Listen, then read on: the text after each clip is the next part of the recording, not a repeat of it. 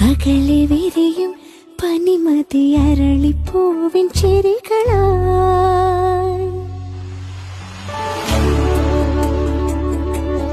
അകലെ വിരിയും പനിമതി അരളിപ്പൂവിൻ ചിരികളായി. അകലെ വിരിയും പനിമതി അരളിപ്പൂവിൻ ചിരികളായി. അകതാരിന്നനുരാഗം അഴകു കുടയും അമുദമായി.